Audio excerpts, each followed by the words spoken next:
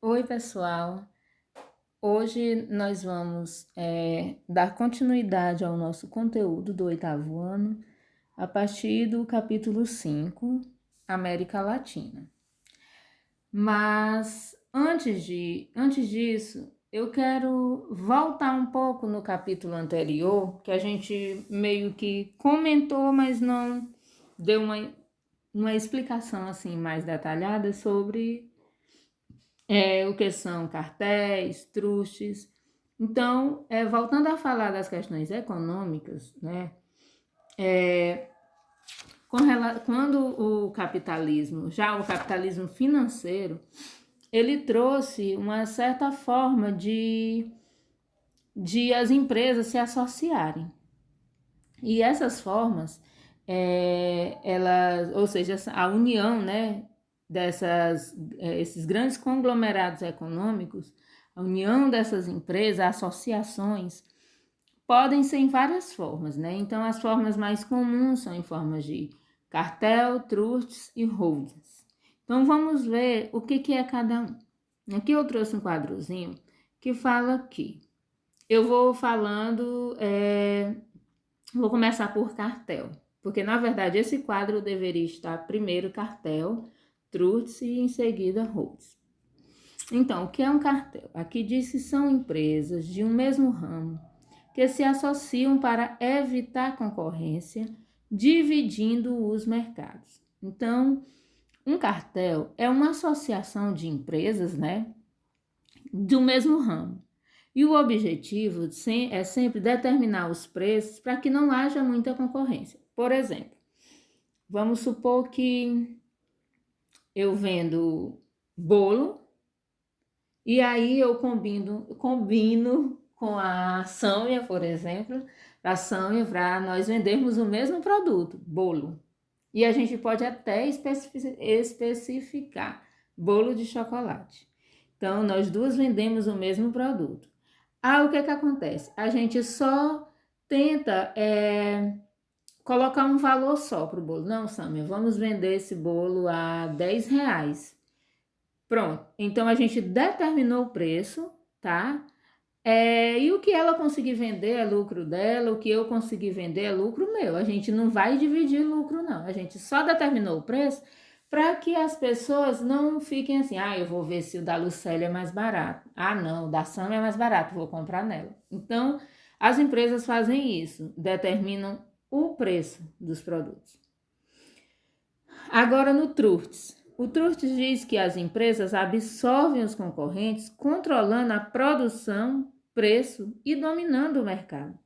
Então, no Trurtes, acontece um pouco diferente do cartel, porque as pessoas vendem o mesmo produto, ou seja, eu e a Samia vamos vender bolo de chocolate, a gente determina o valor que é R$ 10, só que aqui no Trurtes, além disso, o que ela vender e o que eu vender, a gente vai juntar o dinheiro e dividir por igual.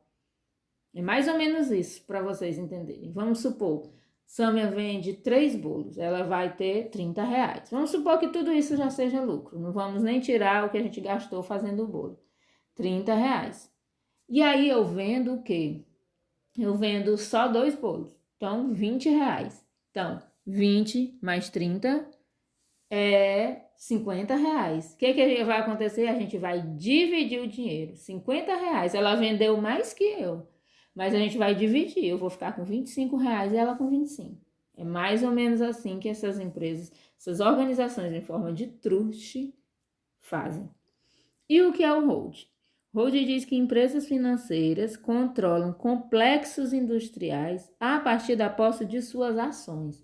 Então, no holding, são dois grupos de trustes que se uniram e existe um representante ou uma empresa que controla o preço, controla o produto que vai vender, controla a divisão de lucros e ainda vende para outras pessoas que nem trabalharam na produção daquele produto. Então, o hold é a junção de dois trusts. E então, nessa organização, né, geralmente no trust, as pessoas podem colocar preços elevados, né, dos bens para ter mais lucro, porque é aquela coisa. A Sâmia vendeu 3, eu vendi só 2, ficou só R$ 25 para cada um de nós. Se a gente tivesse colocado esse bolo a R$ 15, talvez a gente teria um lucro maior. Eu ia vender pouquinho, mas eu ia ter um lucro maior porque a gente vendeu um pouquinho mais caro o bolo, entendeu? Então, essas organizações financeiras e comerciais, elas passaram a acontecer no capitalismo financeiro, ou seja, a terceira fase do capitalismo. Isso a gente voltando um pouco ao capítulo anterior, à videoaula anterior. E a partir do momento em que esse mundo já não existia mais assim, dividido, bem dividido, países capitalistas e socialistas, porque quando tinha capitalismo e socialismo, o mundo estava na situação de mundo bipolar. Bipolar no sentido de ter dois sistemas políticos e econômicos. Mas a partir do momento em que a maioria dos países adotaram o capitalismo e bem poucos ficaram com o socialismo, e que aí passou a existir somente a diferença de países desenvolvidos, emergentes ou em desenvolvimento, e subdesenvolvido. Esses 3 tipos, isso fez com que o mundo se tornasse multipolar, ou seja, existia uma área de influência que geralmente era dos Estados Unidos aqui no lado oeste, que é o nosso, América. Existe uma influência, né, a partir da Europa, nos países próximos, e existe uma influência dos países mais a leste, né, que é a influência do Japão. Então, basicamente, ficou essa influência. E se a gente for fazer um estudo, e esse estudo é baseado em até 2017. Aqui mais para frente, quando a China passa, China já é a segunda maior economia, mas ainda é um país emergente. Mas quando a China se conseguir tão logo passar a país desenvolvido, né, que ainda está um pouquinho longe por causa das questões populacionais, né, o índice de desenvolvimento humano, mas se fosse acontecer, aí já teríamos uma outra influência, que é da China para com os países, as ilhas aqui na parte mais da Ásia, tá ok? Então, vamos agora realmente entrar no capítulo 5, América Latina. Bem, gente, a divisão da América, né? O continente americano, ele é grande. Por conta disso, são feitas dois tipos de divisão. Por que esses 2 tipos de divisão? É porque existem 2 Américas? Não. Essa divisão é feita de uma forma que a gente entenda o que a gente está estudando pelo fato de existir uma grande diferença. Eu vou contar por que existe essa diferença. O continente americano, ele é bem diferente, não só nos aspectos, bem diversificado, não só nos aspectos físicos, mas também nos aspectos históricos e econômicos. Veja só, se a gente for analisar a regionalização por critérios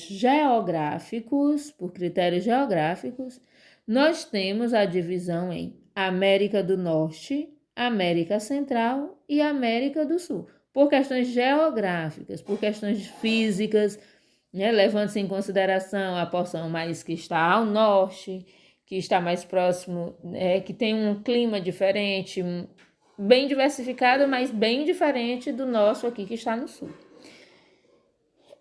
A América Central, que basicamente são as ilhas, né, compreende as ilhas. Então, a América do Norte compreende Canadá, Estados Unidos e México. A América Central compreende as ilhas, né, Cuba também. Então, essas ilhas aqui. E a América do Sul compreende, né, Brasil, toda essa demarcação que está em verde, tá ok? Essa é a divisão por critérios físicos, geográficos. Mas devido à grande diferença de critérios econômicos, históricos, isso desde o descobrimento de cada um desses países, a América, ela passou também, ela levada em consideração a divisão por critérios históricos e culturais. Qual é essa divisão? Essa divisão ficou em América anglo-saxônica e América Latina. Vocês podem ver a cor, né? Em laranja, América anglo-saxônica e em verde, América Latina. Por que essa divisão? Bem, gente, a América anglo-saxônica, ela compreende os Estados Unidos, Canadá e as ilhas, né, ou os territórios, né, que ainda fazem parte dessa região, como algumas colônias francesas, no caso. Bem, por que essa divisão? A América anglo-saxônica, ela teve uma ocupação, desde o seu descobrimento, por povos bem diferentes da América Latina. Então, essas marcas, né, de colônias francesas, de colônias inglesas, marcou que são o inglês e o francês, né, que são línguas de origem anglo-saxã, marcou esse território e deixou característica bem diferente da América Latina, por exemplo, do Brasil. Vocês vão ver mais à frente, vocês vão entender. Então, devido a esse povoamento, de forma diferente, a forma como eles se organizaram e como hoje está economicamente, devido a serem dois países desenvolvidos, não teve como não dividir dessa forma também. Então, a América anglo-saxônica é a América rica, vamos dizer, a América desenvolvida em relação à América Latina. E a América Latina que está em verde. América Latina, né, são os demais países, a partir do México, foi descoberta, foi habitada, povoada por países, grande parte, né, países que têm a língua de origem latina, como no caso o português, o espanhol. Vocês podem até observar que na América anglo-saxônica o idioma é o inglês e tem a província de Quebec no Canadá que é o francês, mas na maioria é o inglês. Na América Latina, português e espanhol. A maioria desses países preservam essa língua de origem, né? Mas existe também a colonização, né? Foi uma mistura de povos, principalmente porque nessa América Latina existiam os povos indígenas. Então, aquilo que a gente estudou sobre o descobrimento do Brasil, índios, não existia só no Brasil, não. Existia na Argentina, em todos esses países da América Latina. Então, povoamento diferente, povos de origem diferente e as características do lugar, por ter sido mais escravizado, ter passado por um período de escravização. Por isso, essas são as marcas do subdesenvolvimento nesses países. Né? São países que viveram escravizados, que eram colônias, que tudo que eles produziam, eles tinham que repartir com a metrópole. Isso fez com que essas marcas desse subdesenvolvimento ainda continuassem. Mesmo o Brasil, a Argentina, que já está dando também já estarem num nível de país emergente, nós já somos emergentes, já desde 1990, vamos dizer assim, mas a gente ainda tem marcas desse subdesenvolvimento. Aqui eu estou trazendo para vocês, né, algumas características, né, características mesmo desse local, no caso agora, detalhadamente, né, da América Latina, né. Então, a América Latina, ela é formada por essas áreas, né, de uma diversidade, né, nessas áreas, na questão de relevo, de hidrografia. Então, a América Latina tem as suas principais formações vegetais, como cadeias de montanhas do oeste, planícies centrais e planaltos do leste. Então, observe bem, se você for lembrar do mapa, você pode ver que nós temos, voltar aqui para vocês, o que nós temos aqui? Ou melhor, outra cor aqui. Nós temos aqui cadeias de montanha do oeste, representado pelo que? Principalmente, né? Principalmente, nós temos as cadeias de montanhas representadas pela Cordilheira dos Andes. Cadeias de montanhas aqui no oeste, Cordilheira dos Andes. Claro que não vai até aqui não, gente, mas é só para... Cadeias de montanha no oeste, temos planície central, nós temos a planície amazônica, temos a planície, né, platina, temos a região dos Pampas, né? Então nós temos as planícies, né? E temos também os planaltos do leste. Qual é o planalto do leste? É representado principalmente pelo quê? Planalto brasileiro. Essa região aqui toda, nossa aqui, é uma região de planalto e algumas áreas que a gente considera serra aqui para nós. Não são cadeias de montanha, mas a gente considera serra pelo formato que são, como Minas Gerais, Rio de Janeiro. Então, essas são as características principais de relevo, né, dessa região. Aqui esse mapa vem mostrando exatamente o que eu falei, né? Vocês podem visualizar pelas cores, as altitudes maiores estão em marrom mais escuro e à medida que vai clareando são as áreas mais baixas, até chegar no verde, que são, em um mapa de relevo, sempre os verdes serão as áreas mais baixas, né? E então, a questão das bacias, voltando aqui, as bacias, né? Bacia Platina, bacia Amazônica, bacia Orinoco, que é essa bacia do rio Orinoco, né? Ela tem nascentes nos planaltos das Guianas, ou seja, no norte. Então, gente, essas características, né? Elas fazem com que a América Latina seja bem diversificada.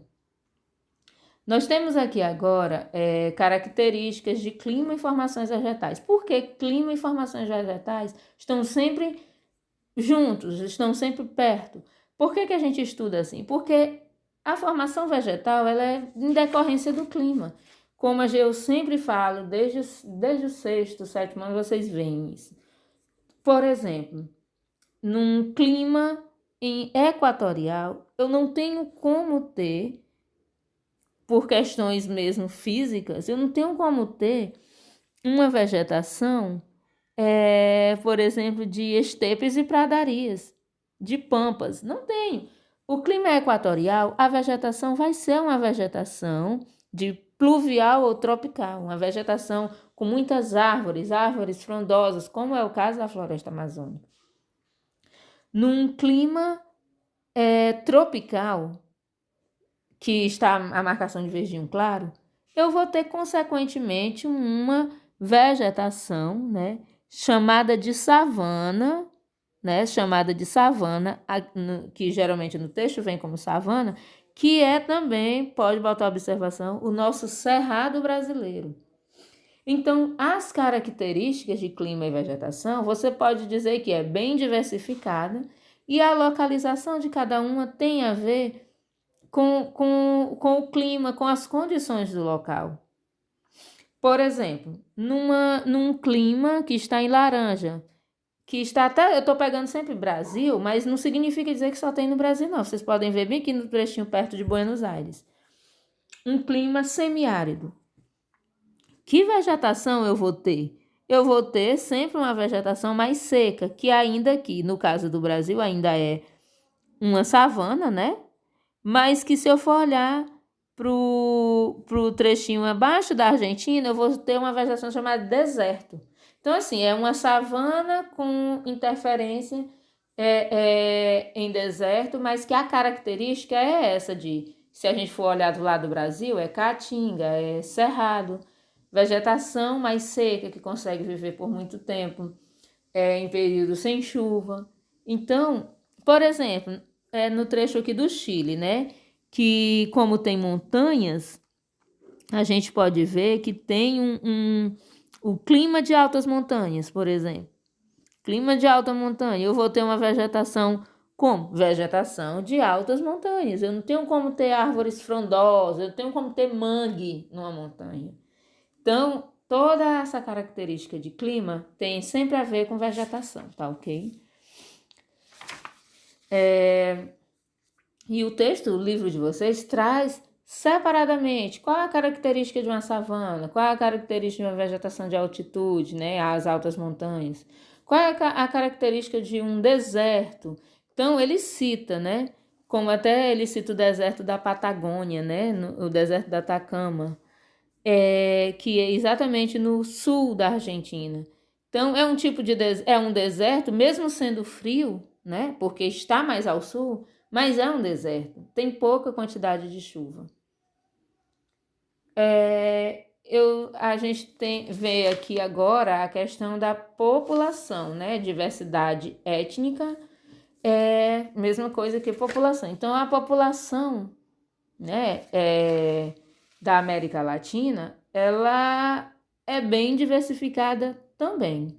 Se você for ver, nós temos povos de origem euro-ameríndios, temos ameríndios, euro-africanos, afro-americanos. Então, por exemplo, euro-africanos são descendentes da miscigenação entre europeus e africanos. Afro-americanos é a mistura de africanos e americanos. Então, em cada trecho desse, né, cada país ou cada região teve uma mistura, né? Teve uma influência maior de um povo e outro não.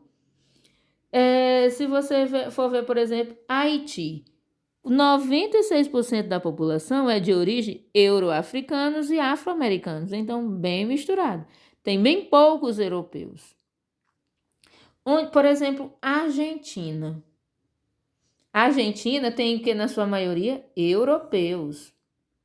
Então, cada lugar teve uma influência maior de um povo e de outro não, mas no final formou-se aquela miscigenação. No caso do Brasil, a descendência maior foi de quê? Bem maior de africanos, europeus portugueses e indígenas. E aí houve essa mistura, claro que vieram outros povos, holandeses e tal, mas a maioria é dessa miscigenação das três principais raças, né? Vamos dizer assim, das três principais etnias. Bem, agora vamos falar sobre povoamento e colonização. E aqui é onde entra a questão de que, lembra que eu falei que a América Latina, né, na América Latina, além de outros povos, foram encontrados, que não só no Brasil, em outros países também, indígenas. Então, índios foi o nome que foi dado àquele povo que a gente encontrou aqui. Então, esse mapa, ele mostra para vocês os povos pré-colombianos. O que significa isso? Povos que já estavam aqui antes de Cristóvão Colombo chegar à América em 1492. Então, antes dele chegar, esses povos aqui já existiam. Que no final eles têm esse nome, Incas, Maias e Astecas, e no caso do Brasil, Índios, né? Então, que a gente pode ver aqui?